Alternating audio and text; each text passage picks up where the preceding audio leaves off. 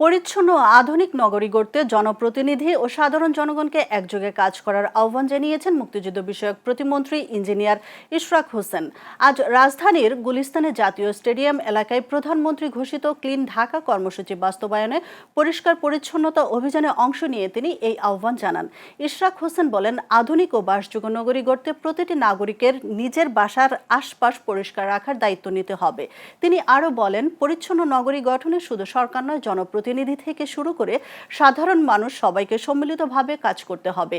এ সময় বিএনপি এবং এর অঙ্গ সংগঠনের নেতাকর্মীদেরও ক্লিন ঢাকা বাস্তবায়নে সক্রিয়ভাবে অংশ নেওয়ার আহ্বান জানান তিনি।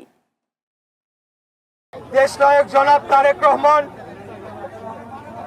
যে ক্লিন ঢাকা কর্মসূচির ঘোষণা দিয়েছেন, তার মাধ্যমে আমরা যারা সকলে নির্বাচিত জনপ্রতিনিধিরা রয়েছি, আমরা যার যার এলাকায় যার যার অবস্থান থেকে এবং সকল আমাদের বিএনপি এবং সকল অঙ্গ সহযোগী সংগঠনের নেতৃবৃন্দ যার যার অবস্থান থেকে এই ক্লিন ঢাকা কর্মসূচি পালনের মাধ্যমে আমাদের শহরকেও আমরা পরিষ্কার করতে চাই।